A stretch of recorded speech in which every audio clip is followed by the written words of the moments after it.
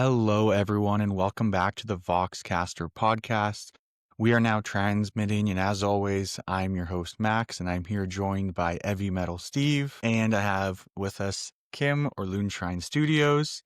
And today we are very excited to be presenting our second guest here, and a great thank you to Stibio. Thank you so much for joining us. We're so excited to have you on to have a little discussion with you about your hobby journey and everything that you've gone through. So please help us welcome Stibio Primaris to our channel. Hello. Hello. I feel like there should be a clapping in the background. Like a little intro sound effect or something. We'll definitely edit like a huge round of applause, like the finest bit. Like the Gold Demon round of applause for Slayer Sword. We'll go with that. But we'll have it switch to something cool, like the Space Marine 2, like Marnia's Calgar entrance scene, but it'll be like Stibio's like little cutout over Marnia's Calgar's head or something.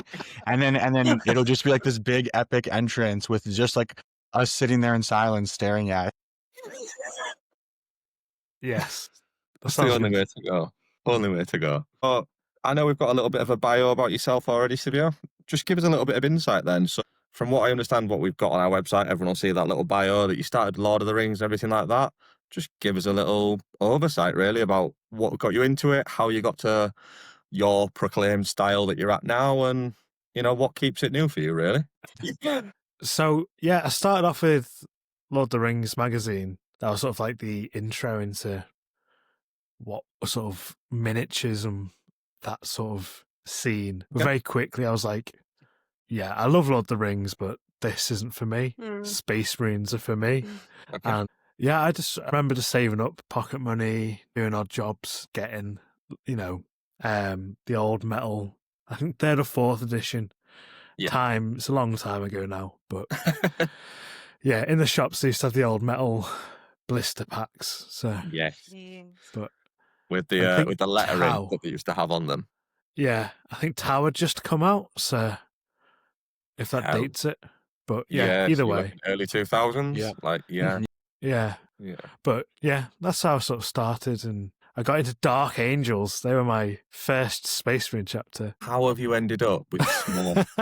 Like, all of the things that you dare to admit on this podcast, you go for my factions of Dark Angels that I came back painting, and you stood here as a little cute Primaris boy, as an Ultramarine.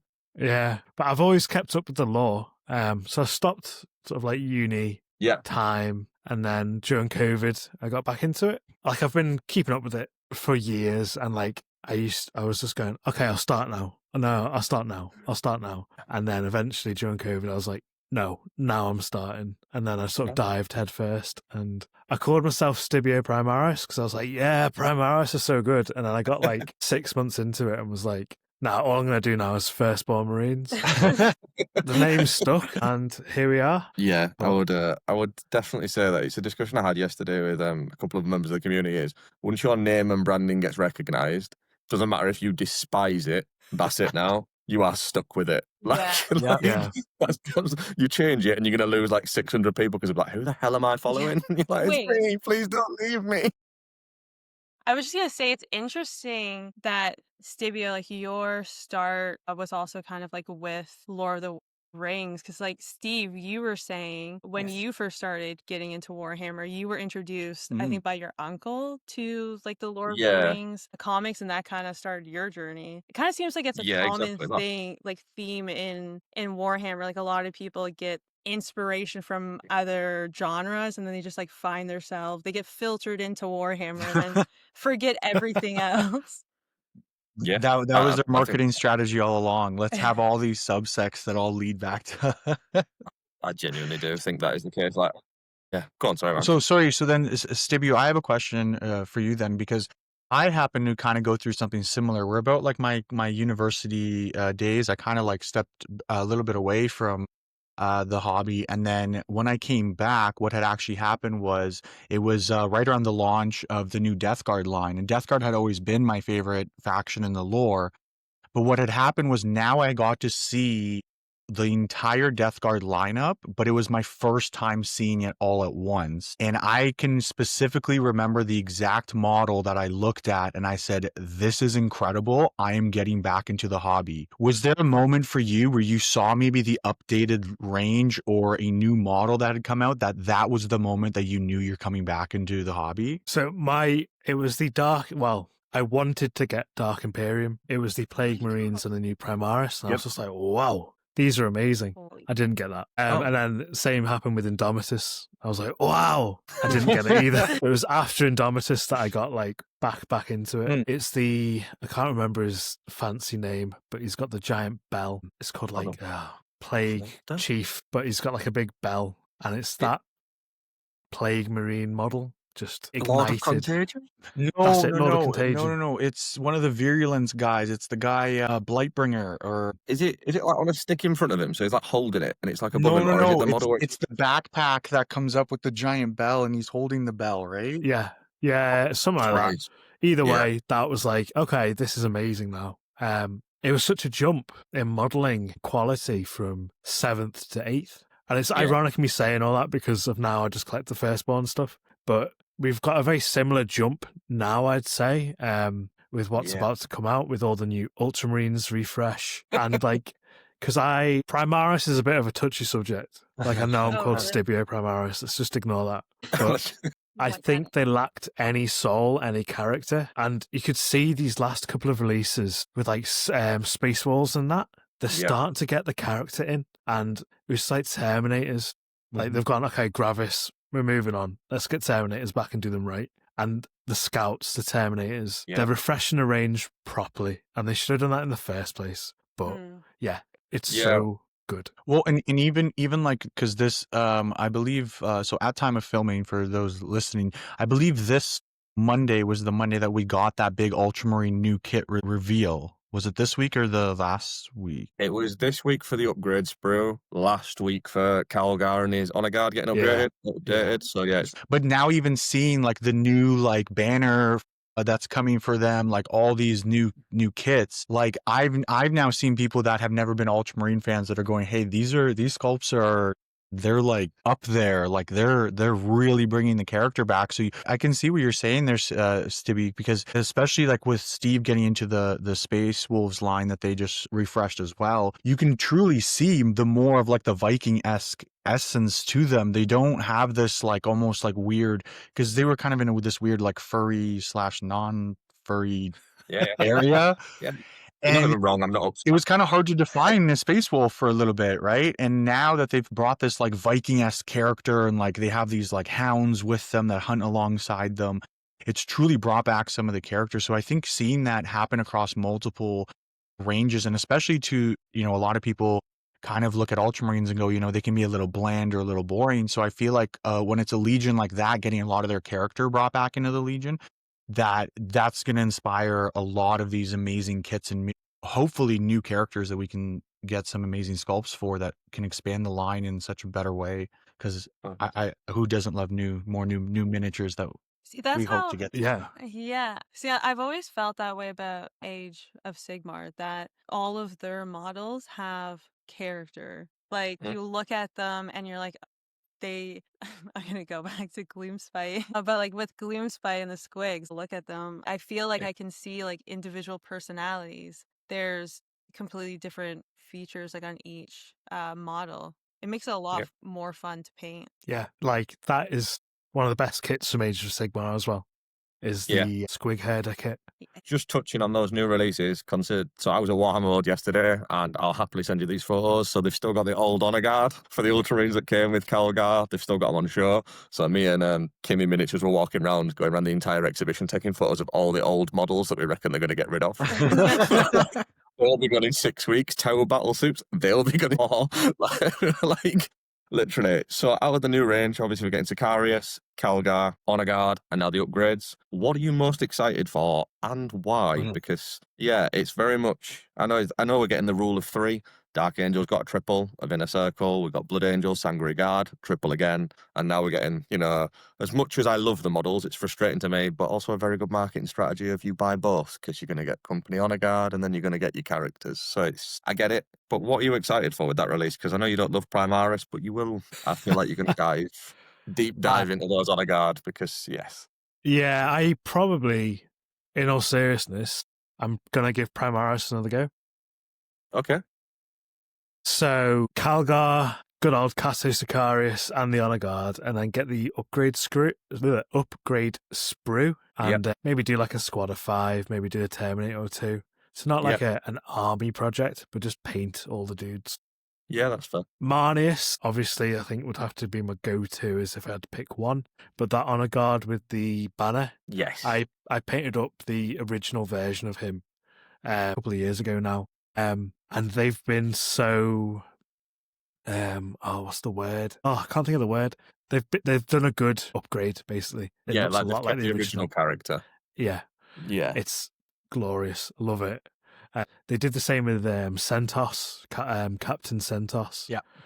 There was a lot of details on the original sculpt that they brought over to the Primaris, like old metal Space Marines in their armpits. I know it's a bit random to say, but they have like pipes and this little metal circle detail, and it was gone with Primaris. Yes, but I noticed on Centos they brought that same detail back. And it's just little things like that shows that they're taking care with the character and details in the models. So a little bit of a controversial one here. Sorry, Max. But with detail and everything, detail creep that's going on, what's your opinion on that? Because I know you're coming back to Primaris now, and don't get me wrong, those models are stunning. Me, Max, and Kim all agree. Same as the new place from Dawn of Fire. It might be the only time you're going to get me to paint an Ultramarine. We're getting the first represented character, which is with it's like Master of Rights, and he's got the Thunder Hammer. One-handed, and the other is like the thing, the little drone. Detail creep, though, because you are painting a lot of older style miniatures. It came up, it was 5 models, there was no customization, they were stunning, but it was 5, and then you just got your plastic backpacks on a resin miniature or metal and just went, plump, plug and play. You're correct about like details in armpits, but like flat panel-wise, they never used to have like the little engraving on the knees, like just before that attachment. How do you feel about going from sort of a more blank canvas on your older Marines to now super detailed Primaris Marines? Because I feel like that's the jump they've made. I know you're right with the model, like it's a lot easier to put together, but we're getting less posability and more detail. Like, so where do you stand then? I've got thoughts. I'd argue they're harder to put together. Like, look at the Saturnine box, for example. Oh my gosh. It's like 60 parts for one Marine. It's ridiculous. No, because I've built 2 Saturnine boxes now. The entire box. I've built 2 now. Yeah, okay? It's super fast. Building is like the thing I don't enjoy, I guess, or like enjoy the least amount in the hobby. And I'm also not good at it. I drop everything. And I love to build. Building and actually like assembling the models and stuff is my personal favorite part of it. But because of the way I paint, the thing that I don't like is to dry brush my models so that they're in a slap chop state for my speed paints. So we do an exchange where I build her miniature, she dry brushes mine. Anyways, so as somebody who's built 2 Saturnine boxes, completely everything in the box, let me tell you, the Praetor is 93 pieces. It's one model. It's one model. It's crazy. Like, look at the old like Dreadnought kit. It's like 10 parts. Yeah, fair. It's creep on what they can fit in, and I'm sure it must be a money saving measure. If they can get all these parts on the sprue, save the money on the injection molding. It did seem like there were a couple parts where it was almost unnecessary. It was either like unnecessary to include or unnecessary to have it like not attached already to another piece. Like Max, when you were building it on the what was it? The turret. There was like a little tiny light, like it was probably okay, so if than... I know what you're talking about. So on the quad accelerator turret, anybody who's built one of those, there is literally the antenna that is a tiny button Like, it is one of the smallest pieces you can ever hold in all of Warhammer building. And you have to attach this tiny antenna to it, which, by the way, after I did all that, my antenna broke in like 30 seconds. But after you finally attach it to the model, like, especially like I don't have the smallest hands to work with this. It's like, I'm like, why couldn't this just be already pre-sculpted into it? So it seems like with their cutting system, because I know they use some system now to cut up the miniature and to lay it out on the sprue. Sometimes it feels like they're almost overdoing it, where they're cutting apart certain pieces that it's like before we just had that sculpted together and maybe it used up a little more room on the sprue, but it was a little more user-friendly at the same time. Because I actually do agree there, Stibby, that some of these new kits are actually not very user-friendly. As somebody, as that being kind of like an intro box into the hobby, I feel like that could actually deter a lot of new people, because if you're looking at one miniature going, this is 90 bits for one model. Like, yeah, it deterred me, and like I do like custom conversions and all sorts, and I was like, I don't have the time at the moment to devote to 93 pieces. Yeah, that's like I love with the metal minis, you get like the body, and you can just spend the time perfecting and sanding and cleaning and getting it perfect. And to get to that stage with the plastic ones, the new kits, it is multiple days for me, because I'm cleaning it, scraping the mold lines off, gluing them in sub-assemblies, like sub-assemblies, waiting a day for the glue to cure, cleaning it again, gluing it together again, waiting again, and it's just like a multiple day process for building one mini. It's crazy, but they do look good. They are very good sculpts. But going back to the original question, models way back when, you can tell they were sculpted by hand, and they had a lot of empty space. And empty space on the model lets the details shine. So on, let's say, a Firstborn Space Marines leg, there may be 5 edges to highlight. And obviously it depends what style of painting you're doing. But if you're doing like the heavy metal style, there's like 5 edges to paint on a leg. On a Primaris, there could be 15 edges on one leg. I can tell you it's 12. There you go. I count them. so like, say it takes me an hour to paint a leg on a Firstborn, it would take 3 hours on a Primaris. Yeah, and not long. It takes, like, Captain Centaurs took me about 15 hours to paint for one dude. So it's... Yeah, but that's impressive for your style, man. For like every style, like, because I know you've got your own Stibby style, as we've discussed before. Like you've coined that, and people have coined that for you. But yeah, I didn't coin it. I'm not that cocky. We're gonna go with that. You coined it now. Yeah, going around. You better call. But no, people obviously came to you and were like Stibby style, which is obviously, like you said to me, like an amazing feeling that people do. Like, I don't want to say sanctify your style, but they love it that much that, you know, they've coined it for you. Now, you're very close to like heavy metal style, but you do a bit more like volumetric-y, if that makes sense. Yep. Yeah, it's like a bit rough and ready. I was practicing, I was trying to improve in my painting. And then it was a couple of years ago now, I fell over and like landed on my hands. Like I fell onto my hands and like I messed both my hands up. Like obviously I'm fine. But it's my fine motor control is a bit dodgy now. Okay. So I was like, I can't improve my fine detail up. So I'm just going to carry on with what I'm doing. So yeah, it's not as refined as like some paintings you see on Instagram, but I can repeat it, and I've learned ways to tidy up. Like I used to do washes and glazes and stuff, but now I keep my base. Let's just say it's an ultramarine. McCrag blue as a base coat. Yes. I then, in the past, I might have glazed down with Rhinox hide to make the shadows a bit more recessed. But now I'll just keep it as McCrag blue. So then when you're doing the edge highlights, you can go back with McCrag blue and sort of neaten them up a bit, make them look a bit neater. And you can even see it on the big Funko Pop Stibio I put up on this screen. You can see the highlights are all wobbly, but I've tidied them up with the base coat. But yeah, I like it. I like high contrast. I like going from black to white in what I do. And there's obviously all these different schools of art and stuff where they say that shadows should never be black. You should always have blue shadows or purple shadows. But all the fine art students. Yeah, but I like going black to white. Can I just make a quick comment here? For any of our listeners who are also just as enraged at me at the fact that you have 2 fully working hands with complete motor control and you still can't paint that good, I get you. So we will seek compensation for you.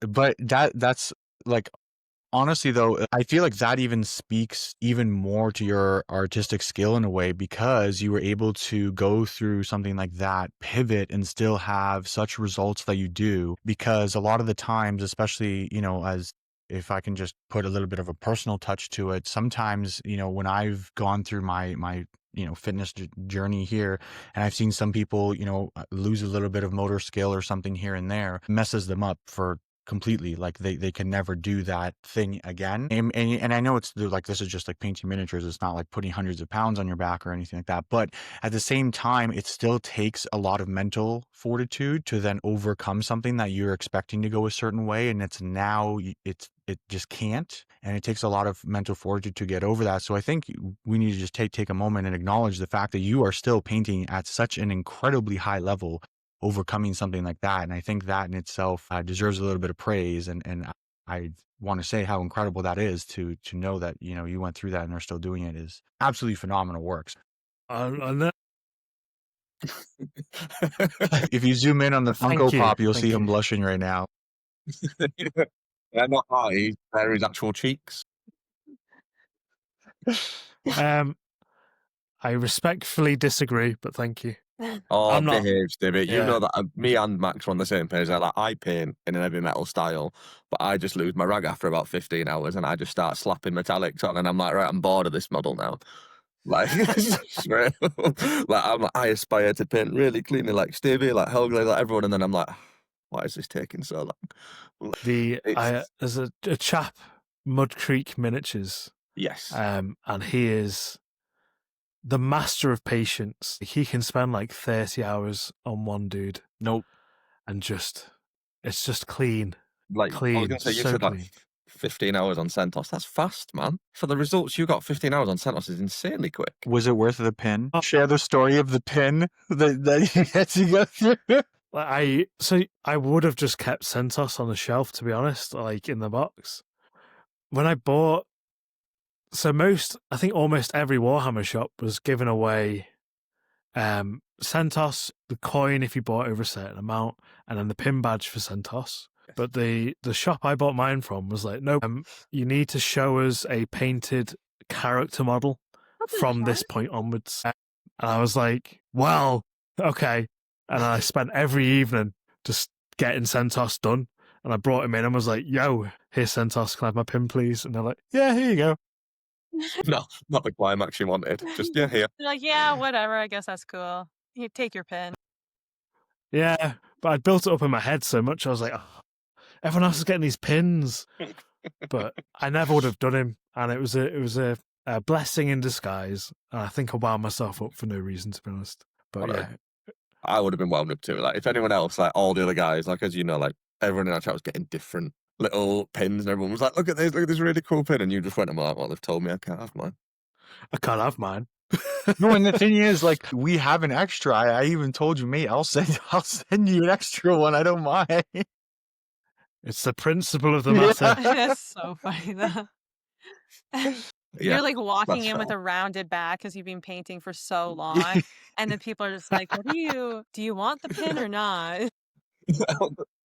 Beard and everything, just down to his chest, just grey. Yeah, yeah, that's how I imagined it. I can't remember what the chap said. I think he was just like, "Oh yeah, those are some nice edge highlights." Then and I was like, "Oh, thanks." And then I'd be furious. I'd probably would have thrown my model at him. I would have been like, "Here's your stupid character model." Taking the pin, brought it in the parking lot, and just run over it.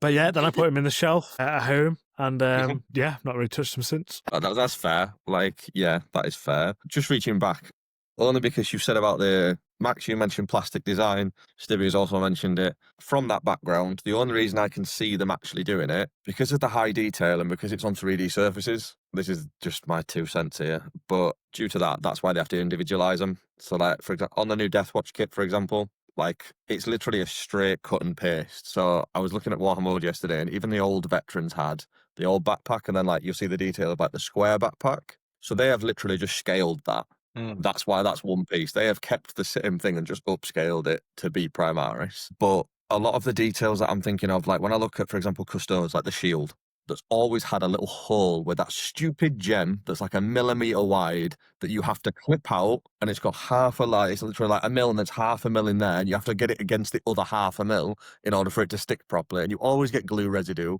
because you can never put enough in and then you put too much in. Yep. Like it's always that. But if you did that, you've got more chance of it concaving, and that increases your risk of returns. So for them, pain in the arse to us as modelers and painters, but to them it's just, we've got this room, we've got like a square footage of space, then we'll just stick sprues on and just do extra details. Like look at all, like I know you're right with what you said, like with old Marines, but then look at how much extra stuff they put on the sprue then to add on to your models compared to now that comes predispositioned. Yeah. That's how they used to fill it out, was like, we're going to put 6,000 purity seals in this box of 10. It's funny you bring that up, because a great example of this, and you know, just sticking to 40K, but maybe a little different army, but something recently that was talked about in the community a lot was the Kroot Carnivore kit. When that got upgraded for the Tau, the old Kroot Carnivore kit used to come with like half a sprue of just like hanging little pieces of meat, hanging little bits and bobs on it that you could really, really detail out your models with. And now it comes with far less unless you buy the Kill Team. And then the Kill Team one, which is a little more money, that comes with a ton of spare bits now. But it almost feels like they're like channeling you to buy that if you want the spare bits and the extra flavor that you can add and stuff like that. So it is kind of interesting to see how like, you're right, they used to add like the 6,000 purity seals, and you used to get like all the scrolls and all the stuff they used to get. Yeah, that's true. And that was almost a way of, if you didn't like some of the flat areas, you just put a purity seal there and you just spiced it up almost in your own sense, right? And it seems like, especially with, I know this week in our chat there, somebody had sent a photo of the new, is it the new Space Wolves Kill Team that's coming out with the new Phobos guys, but they have all that leather across their chest now that is now looks and paints completely different to the open Reaver style chest pieces that we've had before it. It's just interesting how they're almost changing it, that it's instead of adding those pieces now, it's pre-sculpted onto it in most cases as well. Yeah. It's a bit difficult. I personally, from my own opinion, I would prefer the option to add them on. Yeah, same. But yeah, I'm the same. I can see why they do it the way they do it now, but I just prefer, like, because you can go, okay, this purity seal would look perfect in this little nook in the corner of the shoulder pad. Whereas they are telling you it has to go there, and like this pouch has to go here, and actually because we've pre-sculpted it in the model, it's actually got a weird corner going into the bum. There's like a triangle of space they filled in with plastic. You know, it is what it is. If you don't like it, buy Firstborn Marines. Hard to get now. We just point out, hard to get. Like if you're a character first one, I literally just found, you'll be very upset by this, Stevie. Someone just sold a squad of the original Stern Guard for £15. Just brand new 15? inbox, cellophane.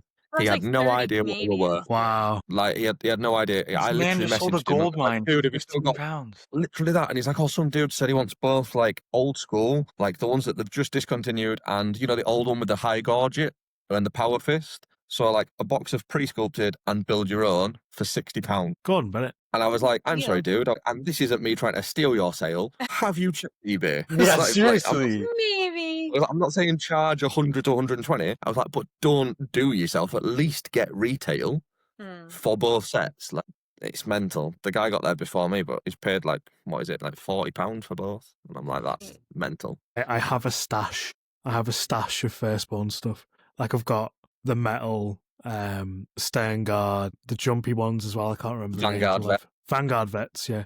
I've got them like new in box, just waiting for the right time. That's spicy. I wish I had more dreadnoughts.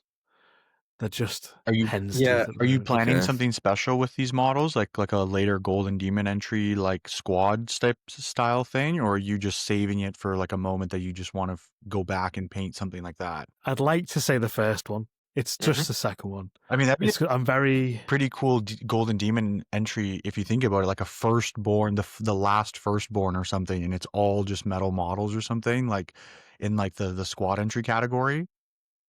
That would be a beautiful squad entry, to be honest. Yeah, it would. And then Vanguards are stunning, mate. They are all so dynamic. Like, stood on the ruins and stuff like that. Really nice. One day, maybe. I've still got a Thunder bit. Different topic, Stibio. Different topic. Sorry, yeah, go ahead. Would you ever think about would you ever do a Primaris successor? Like, because technically you could still leave them blue. You could just change it and make an Ultramarine successor. Yeah, not wrong. So I've been doing like I've obviously had a bit of a break recently, but I've been trying to paint different chapters. Spread my wings, so to speak. So I did like an Imperial Fist, a Blood Angel. I've done like a Dark Angel Squad, and what else did I do? Oh dear, I've done a I'm Crimson just not Fist. hearing Space Wolf, Stibio. I painted a Space Wolf as well. I painted a Space Wolf. Yeah, where That's a lot of loyalists there. It is. I've got loads of Death Guard. I love Death Guard. It's just I just can't paint them. My favourite Chaos faction are Death Guard, Nurgle. I love Nurgle. Same, yeah. Yeah, same. I've got a little sassy Nurgling that I keep in my... See, Night Lords, nah, it's all Death Guard. I've got a little sassy Nurgling that I keep in my Ultramarines in my cabinet. So, like, there's all my... Like, I've got, like, 3 shelves full of Firstborn Ultramarines, and then right in the middle's a little sassy Nurgling. Are we on about the traditional little hand on the hip, I'm a little teapot? Yeah, I love him. I love him. You know there's a name for him? Sassy Nurgling. Yeah. That's his name? No, they call him Carl, the sassy Nurgling. Like, he's named Carl online. Carl. Can we just address that? That is the Walking Dead. Carl. No, Carl. I'm actually, and I have some of the, because like you can get the exclusive ones that come in Mortarion. I have the exclusive ones that come in the Rotigus. Sorry, not Rotigus. The Glotkin that comes with exclusive ones as well. So I've been saving all those. I have a little box that's just Nurglings in one little box. Little box of smells. Literally. They're just, I love them. I love Nurglings. I love how they're written about as well. Yes. Where they're described in the literature. I just think it's amazing. I love them. I think Nurglings are literally like the cuter version of a squig. No disrespect, Kim, but Nurglings for 40k are 100% better than squigs. Steve, when was the last time you got your eyes checked? Not long ago. I think you may need a second opinion. No, the cute are squigs, don't get me wrong, like, and the great and dynamic, and they have like little goblins in their mouth, and like, look at me, I'm a squig, right? But Nurglings, they literally sit on the base and steal everyone's attention from a stunning model. Like, look at all the Space Marine Heroes Season 3 when they went Death Guard, and there was like a guy using like a bile spewer, and then the Nurgling had adapted his own belly to be a bile spewer. And was just holding a gun out of his belly. No, man. And it was genuinely a better model. It's more than that. There's one where the spewer's it's leaking and he's under it and he's like drinking the leftover. Oh, sorry, nobody reel that into something bad online. Well, that's Max done for. So only Stibby, have you ever thought of mixing your love for like Ultramarines and Primaris with Death Guard? So maybe doing like an infected Ultramarine or something like that? Yes. I mean, because you could do something like it's like the blue and like the regalness of an Ultramarine, but it's like his fall to the plague and corruption. So there could be like that like green grime element to it as well. Well, see, that would never happen because Ultramarines are perfect. Oh, dude, no, don't start this. Because have you seen I don't know if you've seen him referenced. There's I think it's Serexis who does the Alpha Legion. So he'll do like half painting of a Loyalist Legion and half painting of an Alpha Legion.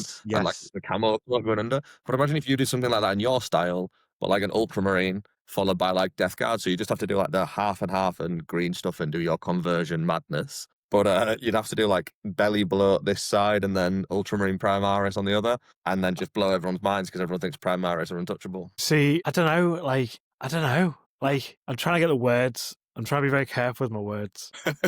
I never would put this on someone else. Like, it's so weird. I never look at someone else's stuff and go, this is the wrong chapter. But for me, I'm very much like, okay, he's a second company Marine. He has to have this mark and it has to be on this shoulder pad. Yeah. Okay, he's tactical. It needs to be the arrow. It needs to be blah, blah, blah, blah, blah. Right. You couldn't have a Death Guard in Primaris armor because he's a Death Guard. So he'd be in a mark, It's been Mark 3 or something. Yeah. Right. So, but I never look at like Xerxes, for example, and go, "Oh, well, that's a Primaris outfit." Do you know what I mean? But like for me, on your own work, you're more pedantic. Yeah, I couldn't do it. It's like with the Dark Angels, I had to look into all the mad knee pads they have. Like the checkers, the different colored checkers. Yeah. And like when I did my one Space Wolf, I had to look into like, because they have like the triangles they do on the shoulder pads, which I never knew about. And I was like, oh, geez. Let's not discuss that with me, because I think I did my pads like 8 times and I'm still not happy with it, to the point where I put my Space Wolves down for now. I've been like, I'm not touching those until I'm confident doing those again. Not happening. It would be cool to do like not a corrupted Ultramarine, because it just wouldn't happen, but an Ultramarine who's like dying, basically, who's fallen to one of the many gifts of Nurgle. What if you did a Dorian Heresy series? The Dornian Heresy, where like it's flipped. Because then the Ultramarines are heretic, so you're still doing an Ultramarine. I can't quite remember, but I think they went renegade, didn't they? Yeah. Rather than they did. They went more like Red Corsairs. Yeah. They were like, because they kind of in the Dornian, they kind of are like, well, we're just gonna go do our own thing and just kind of like we're on nobody's side. We're for ourselves type of thing. Yeah. Oh, I loved that. Who did a good overview of that? It was Adeptus Ridiculous, I think. Yes. They did a good overview of the Dornian Heresy, and I was like, oh, okay. And then it was a bit of a twist, I think, with Blood Angels. You'd expect them to be Khorne, but I think they made them Nurgle, didn't they? Yeah. Yes, they did. In that one, they did, because then they did the Lionel Heresy, and someone was like, oh, no, I'm going to make them fall to Khorne. And I was like, oh, wow. And we just stopped doing every Primax fall. It was the Dornian first, let them have it. Not disrespecting anyone else's, but the Dornian did it first. Like, that was... Yeah. Who was it that did end up falling to Khorne? I totally forget. I think it was Space Wolves. Which does make sense. Yes. Like, in all respects, if anyone's going to get angry, it's Wolfen. Like, they're always angry. Up. That's their secret. Like, it literally is. It's like the Hulk. Yeah. They just turn into a wolf. You wouldn't like them when they're happy. No, exactly. But sorry, I have a question. It's kind of going off of what we were just talking about. Stibio, if you were commissioned, if you were in Warhammer as a armor painter, and you were commissioned by a Ultramarine sergeant or commander, was like, I want my armor to be like completely unique, to be like the next like big thing in Ultramarine. Like, is there things that you wish Warhammer would add to the model's units, or like design aspects? Or how would you design it if like a sergeant came up to you and was like, make this stand out, I want to be like the best looking sergeant in all of Ultramarines? So I've got a few answers for that. So that's a very good question. So Ultramarines are the generic, well, they aren't, but they are used as the generic. This is a base standard model, change it how you want.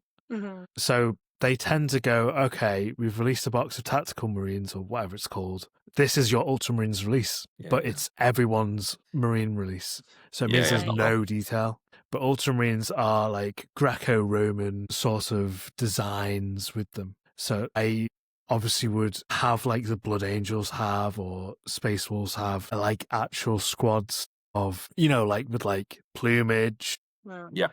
Like the little, there's a name for them. Historical people kick off, but it's like the little leather skirt thing. Yes, I know what you're talking about. I can't think of the name. I'm gonna have to look it up, because that's So obviously, I'd have that.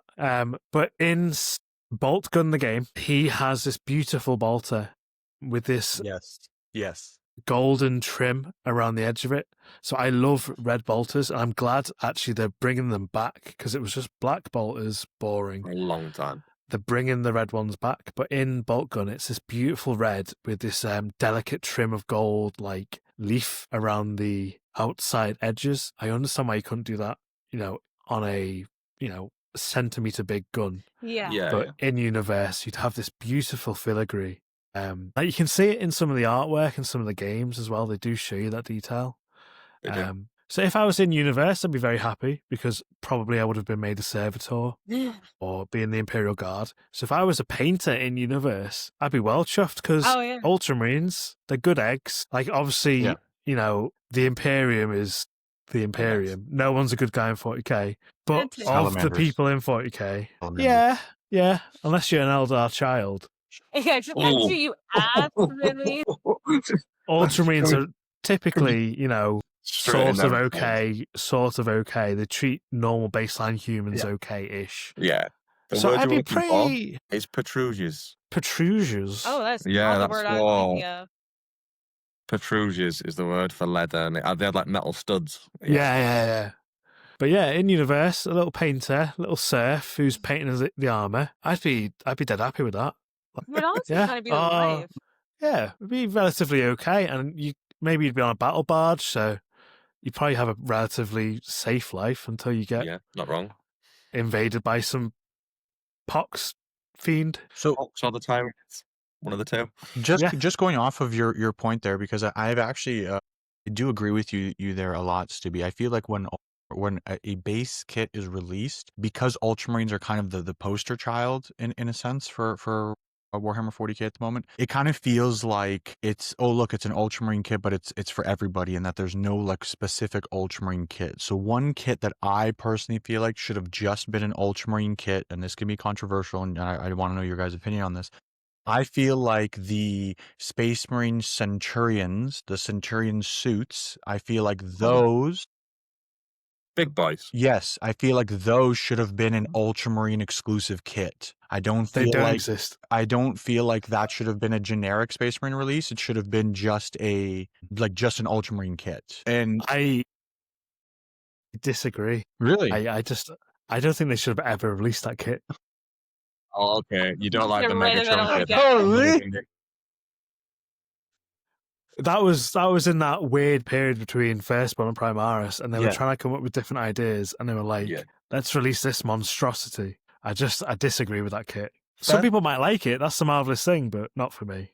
I think the appeal with that kit was kind of like what the lore was intended to be behind it, because it was meant to be like, you know, this suit drops down from the sky, and these already armored Marines get into this even more armored suit for a very, very heavy short burst engagement to really swing the tide back in their direction, and then they kind of dump all the ammo out, get out, and keep going along their mission. I just feel like it wasn't presented that way on the tabletop. It was more like, hey, there's just these chunky, overbearingly clunky guys that just walk up the field with 1,000 guns on them. It's like when they did the Primaris like Devastators. I can't remember the name of them. Oh, you want about the Rocket Boys? Oh, yeah, Rocket Boys. The stupid rocket gun? Yeah. It's just they should have just kept both of those kits. The latest. That's on deck. That's the latest. They came with the Dread, which was the stupidest box set they ever released. Brutalis Dread? They gave it really cool. They gave it the cool. No, Ballistus was this edition. You had Captain or the Lieutenant who had the Protrusiers that you like. You had 10 Desolation Marines, and then you had a close combat Dreadnought. The Brutalis, was it? Brutalis Dread? Yeah, Brutalis. I was like, so you give us heavy support, a Lieutenant who leads them, and then a Dreadnought which shred. Like, there is no... You should have done the Ballistus. Like, yeah. I got that Brutalis and converted him into a Castroferrum style Dreadnought from that set of box, so I still have all those Desolator Marines just knocking about. No, but not for me. Not for me at all. There's some cool like kit bashes I've seen people do with that, where they like mess with how it looks and all, but it's like, it just seems like it's so much work just to make the kit functionally look appealing in any way. And it's like, do you really want to buy a kit to then have to spend all that time just to make it somewhat presentable on the table? Like, yeah, I'm not a fan. So then, based off of that, what would you say is your favorite Warhammer kit that you've seen, and what would you say is your least favorite Warhammer kit of all time? Favorite Dreadnought, Castroferrum, either the metal or the plastic base. Castroferrum Dreadnought, the metal bricks that you guys sent to you. Yeah. Yes, I've got a couple of them, and I've got a lot of the plasticky ones, but they're the best kit they've ever made. And I know it's a bit nostalgia, but also that it's just beautiful. It's simple, it's clean, it's perfect. Worst kit ever. Go on, Bennett. I tend to just forget stuff that I don't like, to be honest. But You shove it okay, everywhere. Centurion. Oh, it is the same. That's fair. The Just touching on what you said then, you said like 40k. It's a very controversial thing here because it's literally a discussion we had yesterday at the event. Heresy is my therapy, Dan, it was also like friends with us all. He was on about this and he's like 30k Ultramarines, Roman, got really cool units, Solzarian, shields, axes, helmets, the lot. And when they did before they culled them, you had the Praetorian helmets, you had the plumage, you had every cool thing that would go for the Ultras. And then they came to 40k and you just get blue. It's literally like they went from these grim, dark Romans to 40k that just went, here's a smooth armor panel. You're blue. Same for Dark Angels for a long time, wasn't it? It was literally like just blue, green, red, light blue. There were E4, and then you went to 30k. Like, look at the 30k Space Wolves Predator. Massive cloak, shield on his back, mid helmet, axe in hand. And even though the 40k models are gorgeous, we got, like, when we got Logan Grimnar, amazing model. But the Space Wolf Battle Leader in that box, which is that one, was just like, I'm stood on a rock and I have a short sword. And I was like, all right, cool, great. So we're just doing this again. This is a big rock. Yeah, literally that. It's very hard to... I'm not... Max is the 30k resident for us, but I find it very hard to justify the differences design-wise between 30 to 40k. Like, as much as I know you're not invested in it, it must be annoying to see it when you see like these 30k models with stunning details, like with same scale as old Marines. I mean, I do love Heresy, but again, it's just models and painting and lore for me. Like, I don't play anything. But someone described it as decay is curves, decay is squares. Yes. And you can see it through all the design elements. Kind of prefer the squares of vehicles. Okay, yeah. But I fully agree with what you're saying about details. Like the Roman details and the lore and the blue. The blue is literally what I love, Ultramarine blue. The actual paint, Ultramarine blue. Yeah. Made from lapis lazuli, blah, blah, blah, blah, blah. That's why I like Ultramarine so much. That detail is missing in 40k, but with Calgar, with Kato, with this new Honor Guard, they're bringing it back, and I'm excited. It's going to be good. Yeah, I reckon it will be. On the topic of Ultramarine blue, could I potentially send you a paint that's very, very Ultramarine blue? Have you, Louise Sugden, she did the collection with Procro. I have that paint. All right, you already have it. So, do you use that on a regular basis for your Marines, or do you stick to that heavy metal recipe? Like you said, like Macragge blue, do you use it as an extreme highlight? Because I use like her teal, her yellow, and her green just for the pop, like on plasma, and I've like just got fluorescence to go over the top to just, that's what I'm going. I've kept it on the shelf and never touched it. Because it's not, Macragge blue isn't Ultramarine blue. No, it's not. It's a darker shade, yeah. Yeah. Ultramarine blue is like what did people describe it as? It's a reddish blue. Yes. Whereas Macragge blue isn't, but all my stuff is painted with that recipe, so I've got to kind of keep that recipe. I did swap out a lot of paints in it for likes, like two thin coats, Elysium blue instead of Calgar blue. Solid, yeah. Because certain Citadel paints are beautiful, amazing, like Mephiston red. But then Calgar blue, it's like, it's so thin. It's awful. So Dark Angels have a very similar thing. So Caliban green, stunning colour. Yep. Warp Stone glow, stupidly thin, and your highlights you 3 times. Yes. And Moot green, you use too much of it, and then it looks like you're just doing Skaven. So like there is no equilibrium in GW paints at all, at all. So I always use Caliban, and then I go to the alternative. It's not good. Now, just since we're on the topic of painting and little things like this, in your 2023 Golden Demon entry there, was there a certain particular point in which you felt like you had almost like a breakthrough in your technique, or like almost a moment when like you knew like I'm ready for this? So I'm sorry for this like massive, it's a big question. I've wanted to do Golden Demon literally since I was a tiny kid. Like my dad used to buy me White Dwarf magazine, and I used to spend literally hours just staring at the pictures of Golden Demon. Same. And there's I think they're called Emperor's Storm. It's like a chapter where it was like burgundy and white, and they used it was like scrolls and stuff like that. Long story short, it was like an army of these Marines, and I would stare at each little detail and everything they did. Or like the Green Knight by, I think it was Mark McVeigh. Yeah. I can't remember names. I'm terrible with names. But those sort of things I would just stare at for hours and hours and hours. And I was like, I'll never be good. Because I was like, what, 8, 10, 12, whatever. I was like, I'll never be good enough. I'll never be able to enter Golden Demon. That's for real people, real painters and all that, blah, blah, blah. For real. Yeah. So then when I got back into it, I was like, I am entering Golden Demon. I'm not going to win anything, but I want to be in that cabinet. I want to get inside that cabinet, sit there, and just be there. And I was so excited. And I was like, I love dioramas. I love my Ultramarines. And I love Dreadnoughts. And I had to, again, what I was saying before about being super clinical about how lore-wise stuff has to be accurate. So the Storm Raven, it has a little hook on the bottom that a Dreadnought gets hooked into. Yes.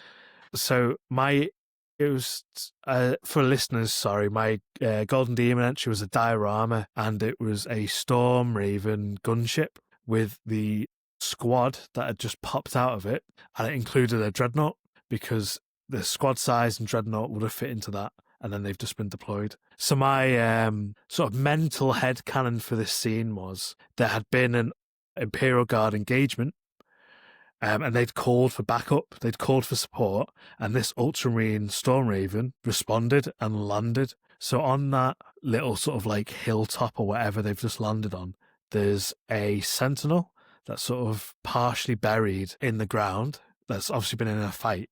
And then up on one of the little cliff sides is a las gun with a little helmet on it. That it's so funny. I carved out this helmet meticulously and rested it on the gun, did all this other stuff. And then, like, last year I discovered, no, they sell these. They sell that exact thing I did. God, no. They literally sell it with like a shovel with a helmet on top. Yeah. I was like, oh, okay. But yeah. If only you knew us then to tell you that.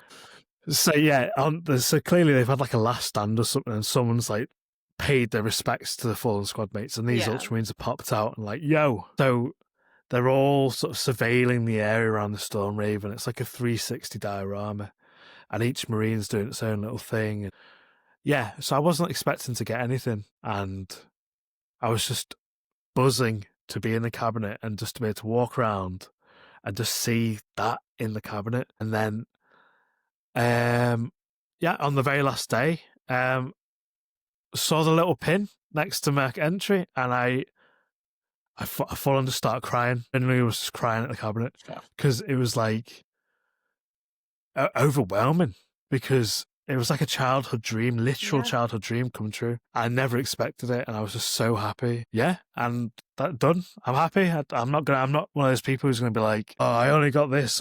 Oh, blah blah blah. I was like, I'm happy. I've done it. Little me's happy. I can move on. I'd love to enter it again, but I'd never enter expecting anything, or I just would want to be a part of it. And I was so happy I was. But oh yeah, the question you actually asked me. Back to that. Yeah. So this was before I messed up my very fine. I'm not like, I can still live my life. It's not that. It's just very, very fine detail work with my hands I struggle with. Yeah. I was like, yeah, I think my painting is at a good enough standard that I won't be embarrassed of what I've done. So if you look at it, it's actually, each individual thing is painted sort of worse, shall we say, than I paint now. But it's a scale thing. It's because it's like a giant diorama. It took me like 2 months to do. Exactly, that's the time period. The same quality throughout. It's. I presume the judge has gone, okay, yes, it is the same quality throughout, even if it's not like these Golden Demon winning levels of stuff. It's a uniform quality. All the details are there, all the squad markings, all that sort of stuff. Mm-hmm. So I think it was that attention to detail rather than the execution, probably. But yeah, what made me think I was good enough, I think, was the original question? Yeah. Or something like that? Yeah. I didn't ever think I was good enough. I didn't want to be. I thought I was enough not to be embarrassed of what I've entered, basically. It's a very humility-filled response in all respects, but I get that point of view, because like Max knows, like from my work, I will spend hours on a piece and then I'll never post it. I'll be like, I take a photo of it and I'll be like, nope, doesn't look the way I wanted it to. And as such, like, I just won't do it. I'm like, that's ever since I've done that stupid orc that I painted where I got like 280 likes, which is nothing in the grand scheme of things, but people are like, that orc's amazing, I love it. And now when I don't paint to that standard, I'm like, nope, not posting.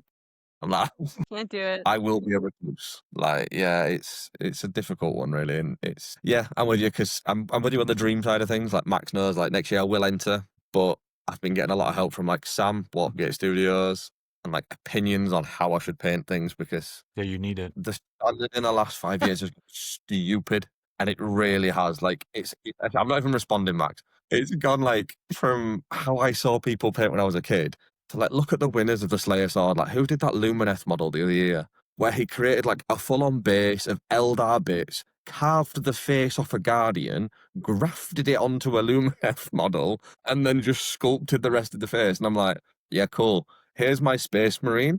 It's gonna say, I'm like, yeah, cheers, guys. Makes me feel so much better. But yeah, I think I would only go for the experience, not to try and beat those people, because I can't dedicate 80 hours a week to painting. Yeah. But I find that crazy about the quality creep of Golden Demon. Like, this is not me being cocky. I'm not a cocky person. But my painting quality, I'd say, is equivalent to Golden Demon when I was a kid. And that just shows how insane these painters are now. It's unbelievable the quality they are now and how it has changed from 20 years ago. Yeah, the leap is unbelievable. And you get these young bloods in Golden Demon. Don't even say it, because I've seen some of them. They're just phenomenal. Yeah. I could never paint that good. And they've been painting what? Now, 2 years. Now, like a 12-year-old knocking out a Space Marine that makes me look like I paint like a child. Like, yeah, cheers. Now, since that Golden Demon ended up going that way and you did end up being a finalist, has your opinion on your own artwork changed since then now? Or do you feel a little more confident when you present your artwork going forward since that moment? The red cheeks are back. So, like, I keep it in my bio on Instagram, like, just because I'm proud of it, because of course, I know people get a bit cringy, like, oh, go on. I say, okay, whatever. It's been my childhood dream, yeah, and I achieved it. And I'm going to keep it in my bio forever because it makes me happy. Every now and then I'll open the cabinet up and stroke the little pin. It's just my precious full-on golem. Yeah.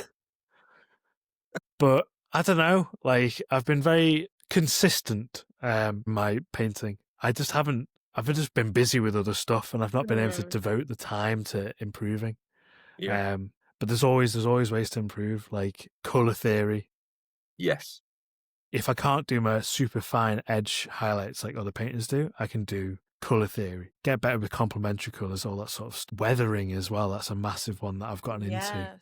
Weathering's huge now, isn't it? Like, your dirty down products, your pigments and stuff like that is getting massive. Like, it's grimdark, so to speak, I think is the correct way to sanctify it for 40k. But yeah. Do you feel like with a lot of the more modern tools and things that we have accessible now, that you're finding yourself opening up the door to new areas you may not have gone before? Like, for example, a lot of people now are using contrast, almost like Steve uses it for almost like a pop of color in certain areas instead of like using it wholeheartedly, kind of like we do as speed painters. But do you find yourself opening the door up more to things like contrasts and like all these other like technical products now? Yeah. So like contrast paints are good. They have their uses. Everyone has different ways to use them. Like, for example, Black Templar Black, or whatever it's called. Yeah. AK Smoke Grey or Smoke Black or something. Yeah, Black Smoke. Something like that. Smoky, whatever. If you paint the rubber on a Marine with that, and then use Black Templar Black contrast paint as basically like a thick wash, that just does it looks like rubber. It just looks like rubber. So I use it contrasting that sort of way, like a bit more of a wash. A tool rather than a paint itself. Yeah. But then AK's got another. Is it AK or is it ammo? Whatever. It's called oil brushes, oil airs, and it's like a mascara bottle, but with oil paint. That is fantastic because although I've got loads of different oil paints from oil painting, I find oil brushes are great because they are the perfect consistency and easy just to go boop. There's a little bit of oil paint, so they're fantastic. I use them on bases all the time. And you can really get like a a gradient from the base up the legs of like characters of a little tiny bit of dirt. You don't want like a lot of dirt, but like a little bit of dirt. They're fab. So yeah, I'm always open to new things. And like fluor paints, they are great. Yeah, the fluorescent. Yeah, Yes. yeah. Yes. Okay. So we've been experimenting a lot with fluorescent colors here, especially since Saturnine came out. Like you've been doing a lot of like your plasma glows and stuff like that with fluorescence. Yeah, I love the fluorescent. It's one of those things where Instagram and YouTube, whatever, social media doesn't deliberately lie, but fluorescent paints through a camera look different to how eyes view them. Yes. So my first time using it, I was like, why does this not look like how it should look? And I took a picture and was like, whoop, okay. I was so disappointed. Yeah, the first time in person when I painted like a plasma gun. I was like, why is it so dark? Like I was expecting it to literally glow. Yeah. But then you take a picture and you're like, wow. Okay. Yeah, then. Yeah, not wrong. So just to reach back to your Gold Demon comments. So if any of our listeners would want to enter, what's your like number one thing? Because I know you said like you're not embarrassed of your artwork and stuff like that. But what would be your like one thing to say like develop? I think someone's told me before, pick one thing and be good at it. Like if you're going to enter Gold Demon, make sure your edge highlights are the crispiest thing you've ever seen and just go with that. You don't try and conquer. I know like you've got the skill and the years to do a diorama, but probably like for a first timer, like young bloods, like someone who's just going like try single mini is what I've been given advice. Put all your time into one and do it like that. So what would from your experience of going, from your experience competing, what's one thing that you'd say to people like, try this? Be realistic. If you want my cynical advice is just to be realistic, because I don't know why you want to enter it as well. If you're a beginner and you want to try and win a Golden Demon trophy, then if you're really serious about it, you need to be getting tuition. Yeah. You need to be going to these people who win Golden Demons, Slayer Swords, and paying out for tuition, which is what people do, and they end up winning Golden Demons. But if you're like random Joe on the street, for example, I would just say just be honest with yourself why you're entering and just be proud of what you've done. Do the best that you can do, because it's like when I entered it, I was like, let's be honest, I got a finalist pin. I didn't get a trophy. I didn't get all this other stuff, but I was proud of what I entered. I was happy that I did the best that I could do. And that's all anyone could ask from you. So do that, because I know it's a bit deflationary, a bit defeatist maybe, but no, it's not. Golden Demons, if it was like one of those competitions where each piece gets judged and could win like a medal based off of its own merit, then it's different. But with Golden Demon, there is 3 trophies per category. Yeah. And there's people who have been winning these trophies on the bounce for years. So and I think kind of to touch on what you said, where at the beginning you said, be realistic and also, message these people. It's kind of why we actually started this podcast, really, and why we wanted to kind of do this, because the 3 of us recognize we're in a very fortunate position where we can have finalists like yourself on who can voice stuff like this, and to hear somebody who has been a finalist to say, listen, like, to be realistic with you got to reach out to these other guys. It's almost hearing it like from somebody who's actually done it is very different than, the 3 of us. You have 2 speed painters and, Steve, who, Steve has amazing stuff. I'm not trying to, say Steve's stuff is not incredible, but it's like talking to somebody who's done Golden Demon versus somebody who's never done a Golden Demon. It's a very different discussion that you're able to have with the person. And the whole point of why we wanted to do this is so that, somebody who's a little bit newer, like Kim, can feel more confident messaging people like yourself. And if a Golden Demon entry is truly your goal, and this is something that this is why you're doing it, here's Stibby who had the exact same goal, and here's somebody that you can message and say, listen, from when you started you were 8 to being a finalist, how did you do it? Because who better to ask than the person who's done it themselves, right? I mean, that's just my view on it. Well, I think also like knowing that obviously it sounds common sense, but like knowing that everyone, regardless of their skill, they will always, or not always, but they will face times where they do doubt themselves. They do like they don't think that they're up to par, or they think one of their models shouldn't even be posted like at all. But realizing, yeah, like every single person goes through that, and it's all the pressure that we put, I guess, on ourselves to feel like we need to be better than or compete with everyone. But yeah, I think realizing that maybe over analyzing and sometimes like over looking at a model, it can be detrimental. It's also a good. Yeah. Ross said it literally in a post today about that. Sorry, Stevie. He literally said it today, didn't he, on that post? I don't know if you guys saw it, where he literally said, I am my own worst enemy. Yeah. I've had to send my work to other people to get them to critique it, because I'll look at it and say, I'm not happy with X, Y, Z. And I've looked at it for 80 hours. So I'm never going to be happy with X, Y, Z. So we are our own worst enemies. Yeah. No, and 100%. And I think some of the danger that you can get into is when you're 30 plus hours into one miniature, you can probably see errors again. Like I've said before, you will see the cracks in the glass where everybody else sees the whole frame for what it is. So just because there's a tiny crack in the bottom left corner, most of the time people are probably focused on a detail in the top right corner, but to you as somebody who did it, it's a very different perspective. So sometimes just shooting it out there and saying, hey, Stibby, I saw you, or, you mentioned this on this podcast, and I really want to join Golden Demon. Can you take a look at this? Having somebody who's done it and can tell you, an honest opinion and their perspective of it can actually probably shift your complete opinion of the piece you've been working on, and they can probably tell you, look, you're overthinking it. You're too into it now. Take a little step back, take a breather. You're on the right track. And sometimes just to hear that from somebody who's done it, it can literally be that final push you need to actually achieve that level that you were looking to get.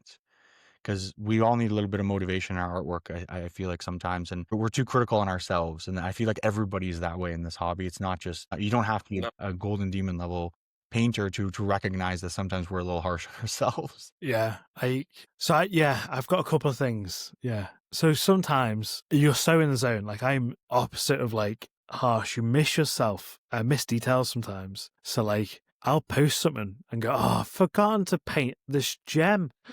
And it's right in the middle of his chest or something. I'm like, you know what? It's finished. I'm not touching him. It's done. But then that pitch is out there forever with this like half painted gem, whatever. So you get so in the zone that you just miss stuff. So fresh eyes is a common thing in the art thing. Yeah, so just step away, take a break, leave it for a week or something, and then come back, or even take a picture, because your brain will look at it differently through a picture and just look at it with fresh eyes. But yeah, going back to Golden Demon, I'm just a little guy. I'm not a Golden Demon expert. You guys are putting me up on a pedestal. Take me down. I'm like, at the foot of the pedestal. Sorry, you're stuck up I've there. I've got like a little finger on this pedestal. But I have absorbed a lot of like Golden Demon podcasts, chats, information, blah, blah, blah. They judge you, apparently, this is all apparently, but it's on the negatives. So there's other competitions where they judge you on the positives. But Golden Demon, they have to weed you out, so they judge on negatives. So you could have perfectly painted model and you've missed a gem. And that's the negative they use to differentiate between the next perfect painted model. I see. Right. And there's stuff like composition. So your jewel could be 2 Space Marines perfectly painted, literally, better than Rich Grey, for example, but the composition's terrible. And then you get a next one, and the painting is not as good, but the composition's perfect. It's one of them. So you need to be thinking about composition. You need to be thinking about lore as well. They're very hot on lore for Golden Demon because it's the property of Games Workshop. So you can't be having like a Blue Orc or like, and there's people who enter these joke ones, and every year there's drama. Someone gets kicked out of Golden Demon, but you can't be doing Marnius Kargar on a toilet. Yeah, no. For example. That was my entire 2026 entry. I just 3D printed the bits this morning, man. But like, I had an ultramarine handle, flush, everything. Like it was perfectly sculpted. The toilet seat is the ultramarine symbol that comes down perfectly. That would have been so good. The handle's a bolt shell. Like, just... Sorry, our dog decided to laugh with us on that joke. She's howling in the background. If you hear any howling, listeners, just so you know, we have a very sassy husky who likes to jump in on conversations. I tell you, just on a tangent, sorry. I was at UK Games Expo. Yes. And I was going to enter the Dunk Roads competition. Yeah, he's painting a little bit this year. Yeah. Yeah, but long story short, we got norovirus and then only managed to make it the last day, so I couldn't enter. But we went to the sort of paint-along thing, and we're sitting there painting a little dragon, and there was some dudes chatting, sort of talking at the guy who was running the paint sesh, and they were like, how could these people even enter this competition? They're painting like... Oh, no, that wasn't it. The exact words were, children allowed to enter this? And he was like, oh, no, there is a kids entry. And he was like, no, they're in the other sections. So, that might be, how they've painted it. He was like, oh, I'd be so embarrassed if I entered that sort of thing. It was like, come on. That sort of behaviour. Be prepared. That's all I'm saying. Because people will act like that. There's always bad actors, especially in this hobby space. Yeah, just don't be one of those people. No, I'm like very, very, very against that, and I will openly say that right now. I'm very against because, one, you don't know what this person is going through in their life. For all you know, they only have an hour a week to paint, and this is literally the best of their ability that they can come up with what is going on in their life. Two, everybody has their own natural talents and natural abilities in life, and where you are maybe good at something, you will probably suck at something else just as much. So it's all about balance. And at the end of the day, if somebody has the courage to put their artwork up publicly on a display like that, it's such a level of competition. I think that in itself deserves praise because exactly. Yeah. I haven't had the courage to put my artwork up like that. No, I don't have that courage. You're not wrong. It takes a lot, doesn't it? I think that's degradation in our hobby space is something that we see far too common. Like, oh, that doesn't look right. Oh, that's not accurate. As much as I understand Gold Demon has to be accurate, like, as you say, like, GW are so switched on for, like, we want that Orc Commando to have checker plate on his left one, but not on his right, because we painted it that way. But they do. Like, I know it straight up. Like, Night Lords, if you do that lightning, it has to be the way Louise Sugden did it on the 26th of November 5 years ago. That's what it has to be. I straight up know it because they love it for that. They built this. They're the successful company. But I also understand that it's their hobby. People do their hobby how they want to do it. Yeah. If someone wants to paint, like Dunk did, a purple orc, knock yourself out. Like, enjoy yourself, because if you're happy with it, that's the up and down of it. I'm not here for the people who will comment saying, well, that's not accurate. I don't care if it's accurate or not. Exactly. If someone's proud of it, like my other half painted a Griffhound and painted it milky blue and did like purple feathers. Doesn't matter. Like, it does not matter objectively. If they're happy with it, a really cool looking Griffhound. Like, it's insane. The Bubblegum Marines. Yes. Yeah. It makes people so angry. It's like they look so good. Yeah. They've got. I can't think of the word. You're gonna have to bleep me. Oh no. No, it's okay. No. But bejeweled. Yeah. Bejeweled. Yes. That's the word. Okay, but think of it this way. You walk into a hobby space this coming weekend. There's 300 players with 300 armies laid across the table. You think you're going to notice the 1 of 50 Ultramarine players or the one bedazzled army in that room? Who do you think you're going to see the second you walk in that room? And the little bows. Some of them have little bows. Oh, they're so good. Yep. I always send those ones to my wife. I'm like, look at this. Look at this dreadnought. It's got a bow. I love them. It's not an auto cannon. That's a glitter cannon. There is one. I forget her name, but there is we follow glitter and I think her name on Instagram is actually like glitter and bow ties or something. But I have to double check. She does dreadnoughts, but all fully like bedazzled and has bows on them, and they're like pink and I think that's the one I'm thinking of. It's called like Bubblegum Marines, but they're so good. I love them. But people get so angry, angry.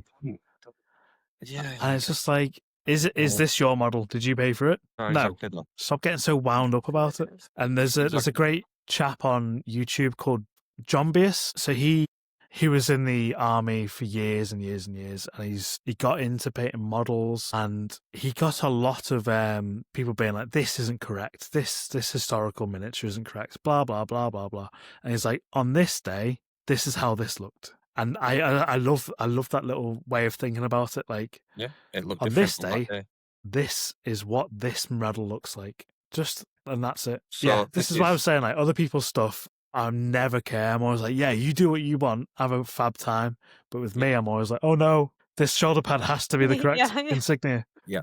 Yeah. For me, like Deathwatch has to have the red stripe, has to have the number for each squad, everything like that has to be perfect. But if someone else paints it and they want to do a red stripe because it's for red, fine, do what you want. Like, straight up, it's your model. You've paid like probably near enough £50 for 5 of them. Do it. Like, I don't even drill my bolters sometimes. No, Max, no, I do draw the line there. Like, draw the line there. No, I've never ever said it to anyone, but like, I would never ever degrade someone's work. But sometimes, like, someone will be like absolutely gorgeous marine, and then like it'll come round on the video and I'll see the bolter, and I just start twitching. Like, I just start entirely tweaking. Your eyes. Yeah, like I'm like, oh my god, it's so pretty, but what? I bevel. Yeah. I don't just drill the bolter hole. I bevel the hole as well. I've got a little automatic drill that's like that I have different attachments. Are you guys setting up like a miniature lathe in your house? Like, guys, come on. No, you just drill it with like a 1 mil hole, and then use a 1.5 to bevel the hole. Yeah, and make it look countersunk. Oh, I'm gorgeous. entirely with you. I think I'm going to throw this back slightly here because I didn't ask this. Lord of the Rings magazine, favourite model? We've totally gone over this. You had the full collection. Like, how far did you get in it before? I got like 3 issues because like they start you off at like $2.99 and then go up, and I'm like, oh, I'm a small child. I don't have money for this. This is my I'm lunch a small money. child, so please don't take my money. So I had like Urukai and some elves, I think. Yeah, so it was I think that was elves maybe a Frodo. Elves and men were the first one, where it was like from the first film. So you had the high elves and the men of Arnor, which are now men of Gondor, all that sort of stuff. And then you had the orcs, and then Frodo was your third one. That would have been Frodo then, yeah. But like, yeah, not for me. I do like keeping up with the range, and the quality of them now is, oh my gosh, like Treebeard. Holy moly! Yes. Would you go back now though? Like, when you look at their current models, so like I was there yesterday. I looked at they've done the Drakes of Rune, which are like Komodo dragons with golden armor. And I'm like, this is insane, like absolutely insane. Or like Theored, the son of Theoden. The Forge World team seem to like absolutely adore LOTR. Like, they just do amazing models for Lord of the Rings and then release a helmet for 40k. Like, here's a character that looks amazing and dynamic. Have a helmet. Another podcast I was listening to, I can't remember which one it was, so I'm not trying to steal your idea, sorry. No. Sorry, whoever it was. They said that 40k is basically boxed in. So they were discussing why Age of Sigmar and the other stuff, the models are so much cooler than 40k, for example. K is boxed in with what it can and cannot do. So Ultramarines, for example, you know what I mean? Those Space Marines have to have bolters, they have to have shoulder pads, they have to have blah blah blah. Whereas Age of Sigmar, they're like, here's a new troll team. Don't do Age of Sigmar, sorry, but they can be wild with the designs because they don't have that design history. No, so they can do what they want and they can make it look fantastic. Yeah. Here are some elves who live under the water. Yeah, like they can do that, but with 40k, it's very much like, these are Eldari. They must do this. They have these exact 50 books of history. They have to be this. They're the certain Phoenix Lords, blah, blah, blah. I think they're too scared to change anything now. Yeah, it's the sellers. It's like the Tactical Squad. Yeah. The Tactical Squad saved Games Workshop. 100%. So they're not going to mess with it. The Tactical Squad. No, so it's one of them. So yeah.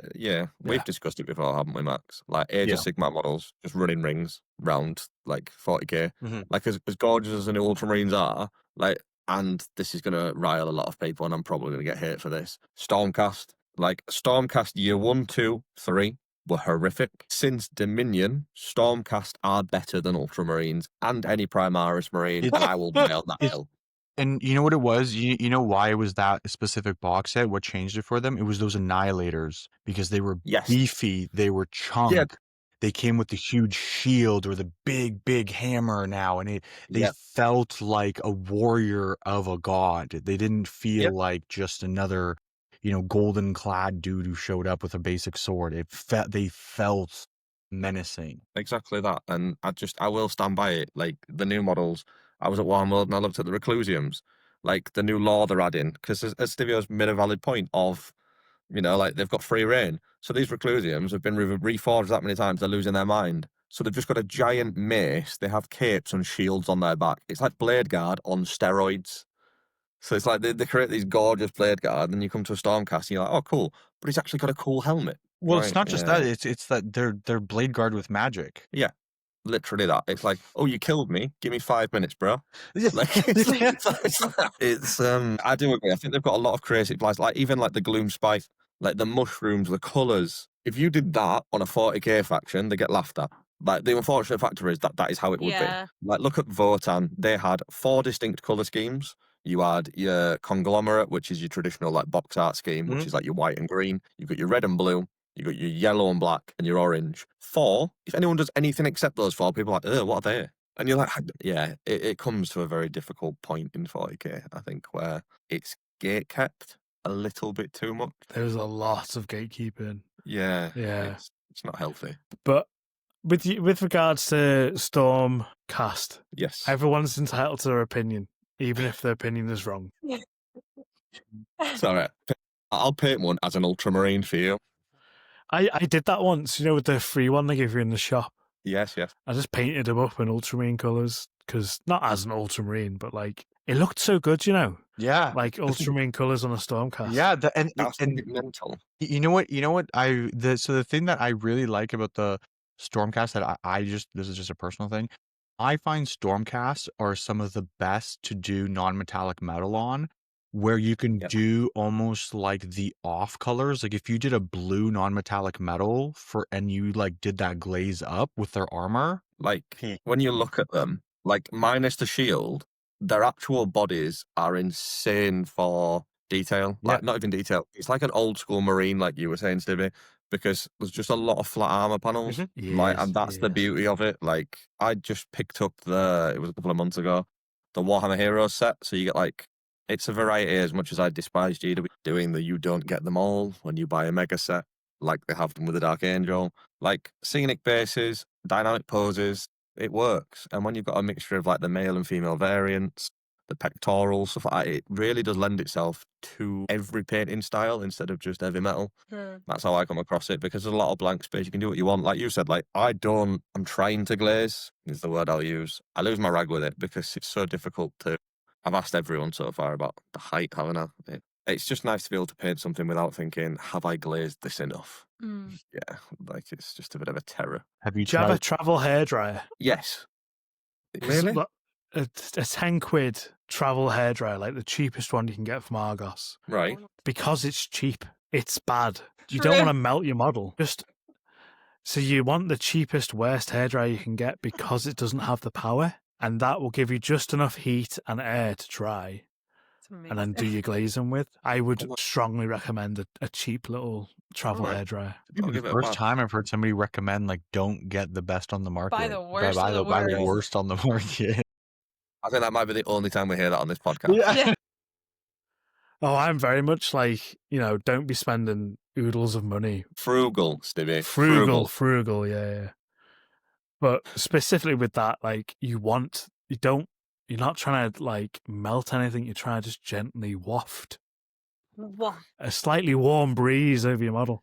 A slightly warm breeze. Like say you'd gone on holiday and you're trying to dry your hair, you'd be furious. But when you're glazing, it's great. It's always something I've struggled with, and wet palette and travel hairdryer makes it bearable enough to do. A vague quality of glazing. Yeah, that's fair. Give it a go. I'll go to Argos just for you. I'll document it all. Yeah, first vlog on the channel coming. Me and Stibio's trip, and I'll get a little plushie from Warhammer World. You know, the little Ultramarine they've just released. Oh, and I'll no, it's terrible. Oh yeah, Do you know what? yeah. Sorry, you said you don't like the Ultramarine plushie. I just remembered that. Seeing They're it in so. person. Oh. No, Because in person. I remember I sent it in the group chat, and Stibby, within like a second, you were like, "No" to the plushie or something. It's not as bad, guys. Like, when I saw it, like, I agreed with you guys, like, it looked a bit cheap. But then in person, when there was a shelf of 10 of them looking at me, I was like, they look kind of cute. Oh, so when they just blur together to one big picture. Yeah, it was just actually like you were laid across the shelf at full size. It's just wrong. I don't like it. Like, I have on my painting desk the Squig and Sassy Nurgling, and they're beautiful. And then the new Gloom Sprite Git Yeah. plushie is gorgeous. Yeah. And they showed it the same day. There were the two plushies side by side. Yeah. And then this I like Space Marine. The Blood Bowl one's quite cool. I threw one of them at Peachy yesterday. We were playing catch with that. Like, that was quite good. And then the Purple Son of Zeros, the big boy, the big purple son from Age of Sigmar. The Purple Son of Shaiish. That's the one. That is amazing. That's like football sized. Really? Like, you could have a field day with that. Yeah, it's like £45. I was fully like, I want one. Because it'd just be so satisfying. Like, child, listen. Purple Son of Shaiish. Catch Hey, this, guys, you. before anyone pulls me, it's a soft toy. I am not throwing things at my kids that are hard. They just happen to not catch. It's not. Yeah, exactly. It's not my fault they catch with the face. Yeah. I'll come at you with another money saving tip. So Go on. You see all these people on like eBay or whatever, and they're selling basing materials for insane prices. Get yourself down to Home Bargains. Go to the garden section. You've said this to me. Yes. You can get a bag of sand, sharp sand, smooth sand, for like £1.50. That will do you for life. All you need to do is lay it out on a baking tray, bake it in the oven to dry it, kill off anything, and then that will do you for life. Put it in a big jar, and you will have basing material forever. Like slate as well. Just get some slate and hit it with a hammer. Yeah.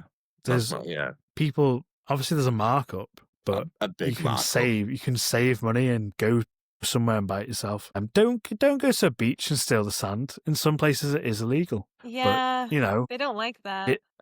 You can get the supplies for cheap. You don't have to spend through the nose to do Warhammer.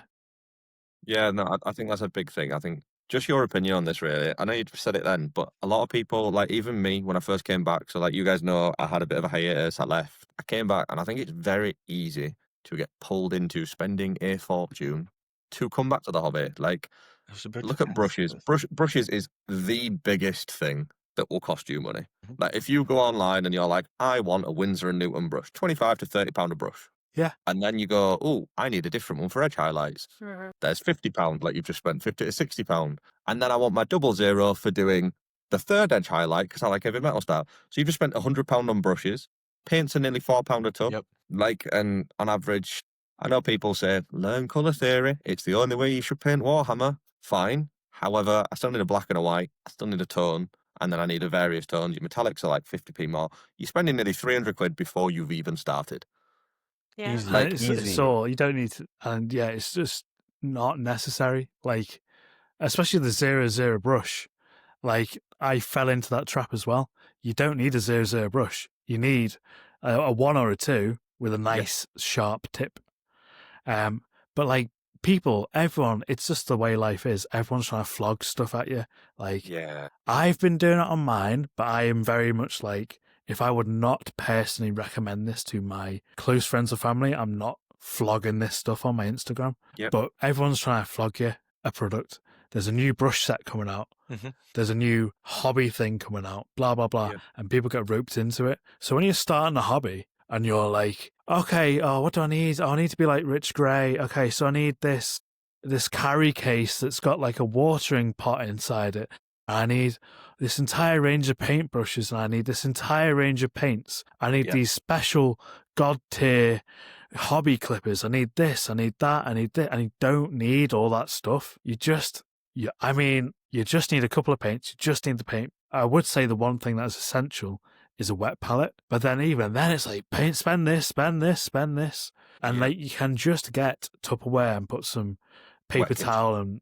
Yeah, exactly. Like I love my red grass palette because it's simple and you can just close it and blah, blah, blah. Do you have the Studio? The big I've one? got the little tiny one because it was a cheap one. Yeah, no, that's fair. The light is a very good palette. Like red grass are, they do great. Their sponges are like stupidly advanced compared to some of the. So yeah, no fair. Yeah, but like there's a very like a FOMO or like a, what's the word? It's like, no, you're right with FOMO. Like people will see if you put on your story you're using like a Studio 2 that's like a £60 wet palette from red grass, and you were like, look at the results I get with this palette. I guarantee they would get at least 50 to 60 sales of that palette because of the FOMO aspect. Like, Stibio's got one. I need one to paint like him. Yeah. Like, you wouldn't even have to condone it. You'd just say, I paint with this. Yep. I'll just quickly say a recommendation then for brushes. Yes, Artist Opus, as a disclaimer, have sent me a box of brushes. Yep. Okay. I used Artist Opus, just their... I'm Series so S? bad with names. S? Yeah. So they're standard. And I think they like are... miniature painting brushes, aren't they? Yeah. They're fab. They're amazing. It's a special box set that Dan Morris tattooed did. Gorgeous. So that's And I was fortunate enough that when Artist Opus was doing their Kickstarter series back a couple of years ago, I actually got their Kickstarter set for their S series, which is identical to the S series, but it's half the length of the bristle, so it holds less paint. My lord, we are not sponsored by nobody, but I have said that the series tip is the best brush tip I have ever used. I am not an advocate for expensive brushes. If you actually ask my local hobby shop, which is down the street from me, I am their number one buyer of their $8 size 2 Green Stuff World brush, because that is primarily what I use for everything. But when I'm doing a character in a high level, like I need to focus, and it's, it's a Vulcan or a Perturabo or one of these heresy level characters, I will almost immediately dive to an Artist Opus Series M or S. I'm not sponsored by nobody. Artist Opus, if you're listening, contact me right now. I'll leave it down below. Yeah, Byron, anyone, our DMs are open. Yeah, but I will say, I will say though, and I think Kim, as somebody who's newer to the hobby, who's more introduced, I think when you said the same thing, when you got to experience an Artist Opus brush for the first time, I think you almost had an eye-opening experience yourself when you tried a Series S, I think was your first one as well. The Series M. It was an M, yeah, okay. I was just going to say, even then, you don't need to buy the whole set. No, don't buy the whole set. Size 1, size 2.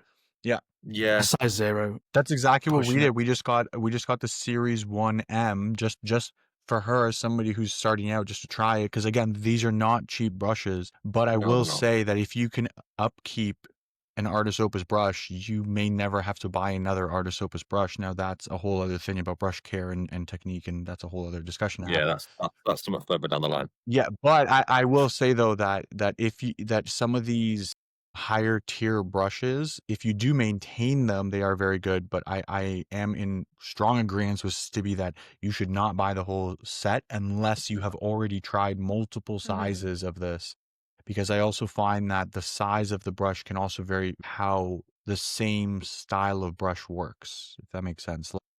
Yeah, like there's the different lengths, isn't there? Like different brands have different lengths. Yes. So sometimes where you think I will like the Series S size 1, but then when you go up to like a size 2, you would actually prefer like the M because the bristles are a little shorter then.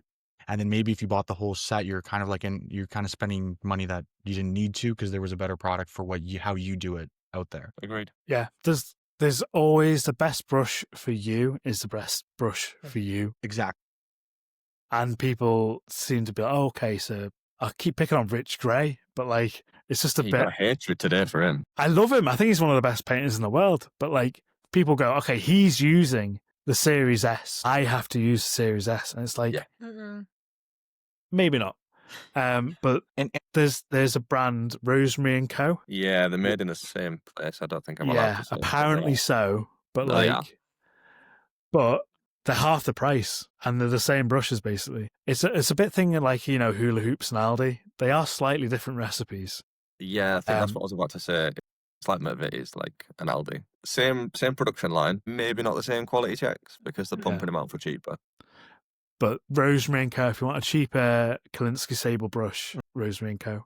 But then, like, again, it's just whatever's best for you. And, like, you don't need to be spending all this money. And people try to squeeze money out of you at any opportunity. It's like with brush soap. Everyone's selling their own brush soap now. Just get a bar of soap. It's like 50p.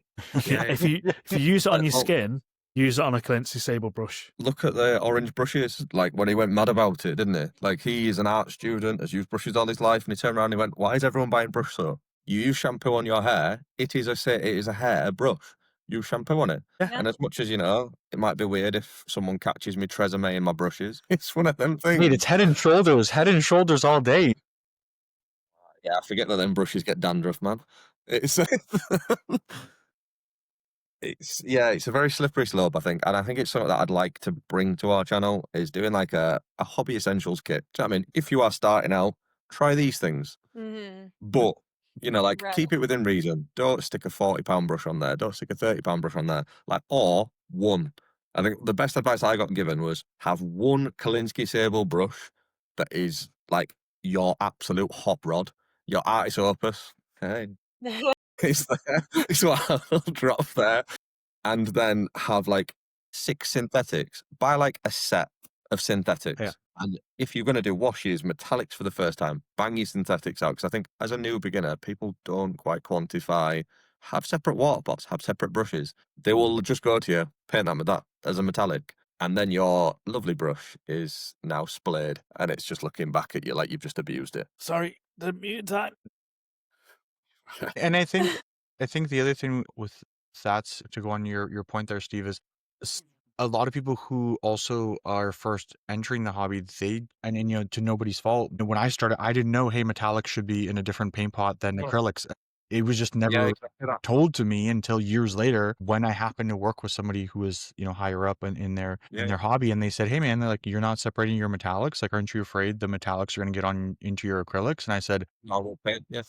I had never even thought of that till somebody said that to me. Like, wow, that's a great, wow. Yeah. And then since then, obviously, yeah, so it's even like little simple things like that when you're starting out, that maybe that's a great idea, is maybe we get little hot tips from all of our guests, and we compile a little beginner's guide to where to start. Right? Yeah. So if you're going to give us one tip, if we were going to take that from you, what would it be? Like one thing for a new beginner. If it's brush, if it's soap, what's it going to be? I'd say water. If you're going to say de-ionized water, like I use. Don't even. I had someone kick off at me on Instagram years ago now, being like, because I made like a dupe of Null Oil, and they're like, you've not used de-ionized water. That's going to ruin it. And I was like, what? I'm sorry. Okay, can we just quickly side tangent here? Some of you, I'm sorry to our listeners, some of you, you're doing too much. Like, if you're the guy that walks into a hobby shop and you're here like, yeah, mate, I'm growing my own horses so I can make my own brushes. Like I want to be friends with that person. Dude, seriously, you're going to invest in having a farm so you can have your own Sable Selinsky brushes? Mate, they're $12 at the store. Like, I'm sorry. Like, at some point, some of us just need to take a step back and just enjoy what you're doing and not have to make everything a science experiment. And can we just get back to having fun in the hobby? I would say water management. So, yes.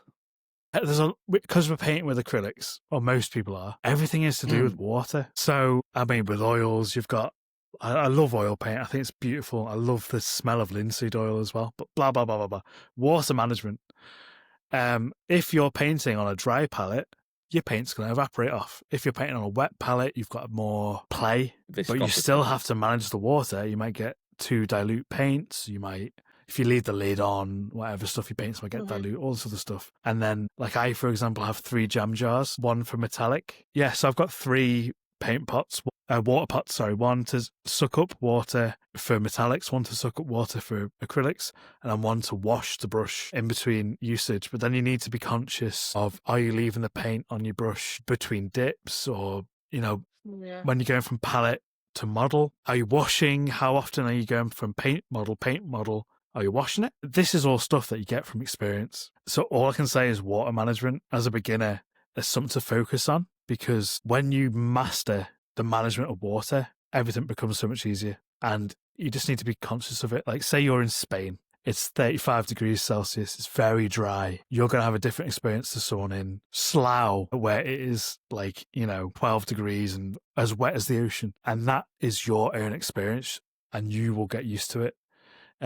So yeah, water management. I know that's a really daft tip. Okay, here's my actual tip. Get a different paint pot for metallics, a different one for acrylics. There you go. Yeah, that's fair. And I mean, I thought you were going to go a very different route when you spid Spain, and I thought you were going to reference the Angel Guridas, where he has Spanish water that he puts on his pot. Yeah. I really did think that was the route you were going. Then I was like, go on, do it. Do it.